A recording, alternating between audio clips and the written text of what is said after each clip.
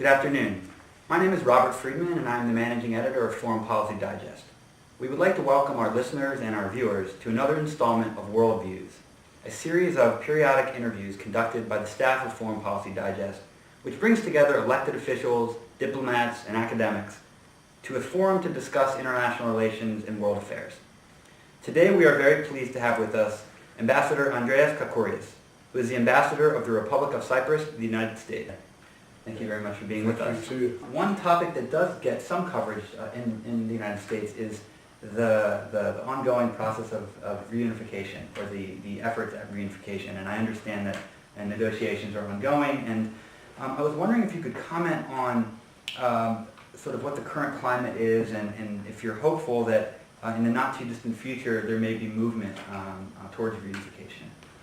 Well, when one talks about the efforts to solve the Cyprus problem, to end the division, etc., and I think it's important for your viewers and your listeners to know that what happened in 1974 was the first time in the history of Cyprus that the people of the island have been segregated and separated along ethnic lines.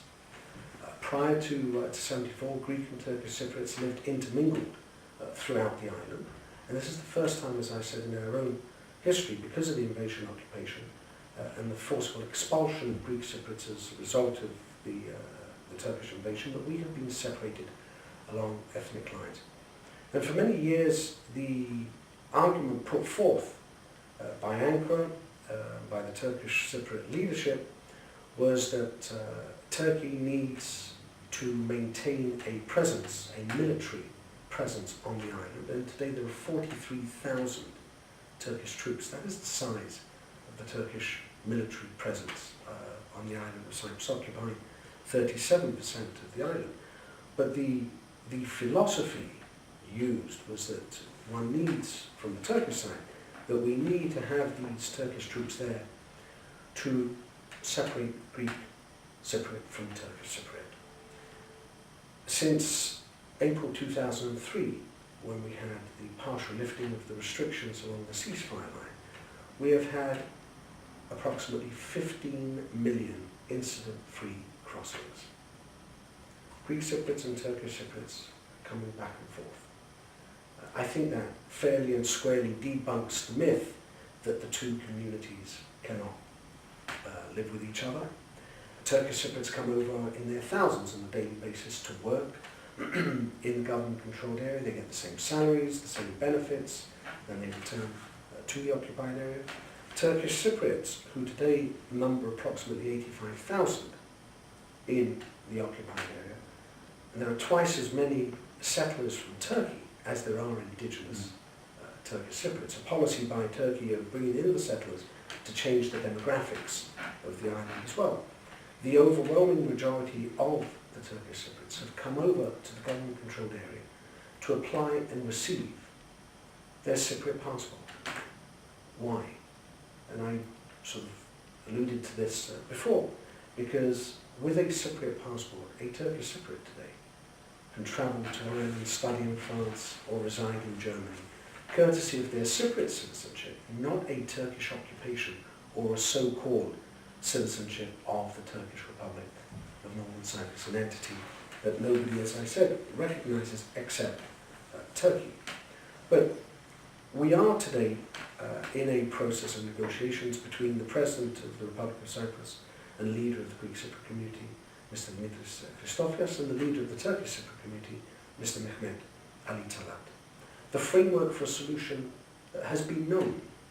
It is documented in countless UN Security Council resolutions, in the high-level agreements of 1977 and 79, but reiterated again by the President and Mr. Talat, and that is a solution that is a bizonal, bicommunal federation with single sovereignty, single international personality, single citizenship, with political equality as defined by the UN Security Council. And political equality means effective participation and not numerical equality. Following the President's election in February 2008, his immediate outreach was to the Turkish Cypriot community and to the leadership, to Mr. Talat, an individual that he has known for many years. The two of them led their respective parties.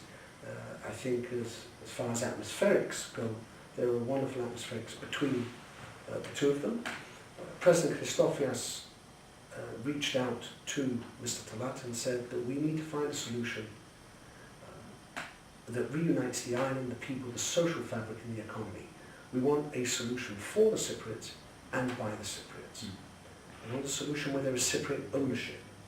And what we have seen in the past is that you would get somebody else's interpretation of what is in our best interest being parachuted in as a plan for a solution, and then one would have to negotiate on somebody else's interpretation. In this case, we have the framework, and the President and Mr. Talat meet every week. In fact, they are now meeting twice a week to go through all of the issues, the core subjects that one needs to go through to find a solution. And those would be governance and power sharing, the economy, the European Union, property, security and guarantees, and territory, as well as dealing with the issue of the settlers as well. The process that we're in currently began in essence in September 2008, and we had a first reading of all the subjects within those groups of issues that I mentioned before. In September of this year, we started, in essence, the second reading of those issues. And as we speak, I think we've had today close to 57 or 58 meetings. A lot of good work is being done, and we're being methodical in going through each of the issues, because we want a solution that is a solution for the right reasons. A solution that, as I said before, is for the Cypriots and by the Cypriots. Not a solution that is tailor-made to Ankara's needs or to anybody else's needs, as was, in my humble opinion, the efforts of the Annan plan, which had nothing to do with reunifying the island, the people, the social fabric, but had everything to do with offloading the Cyprus problem from the shoulders of Ankara. So we have these meetings between the President and the leader of the Turkish Cypriot community.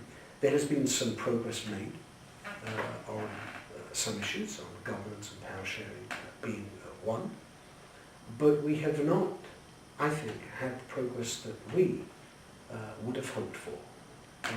Progress that would allow me at this stage to say to you that we are close to a solution. In order to get a solution to the Cyprus problem, that solution for the people and by the people, there is one element in this which has been consistent since 1974, and that is Turkey. The key to a solution rests with Turkey. Was, is, and shall be. If we can get an Ankara that is facing in the same direction as the whole international community, in other words, to find a solution that is a bizonal, bicommunal federation, rather than what it continues to promote of, in essence, two peoples, two democracies, two states.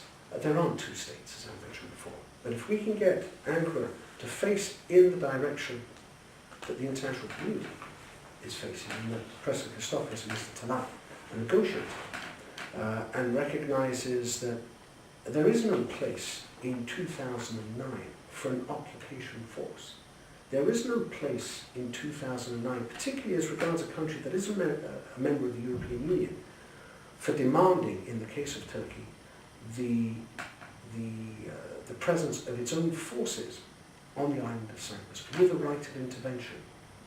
Cyprus in 2009 is a very different Cyprus to the 50s, the 60s, the 70s, the 80s. It is a Cyprus, as I mentioned before, that is a proud member of the European Union.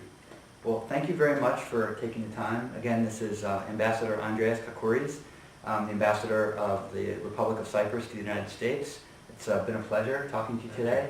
Thank you very much. Thank you too.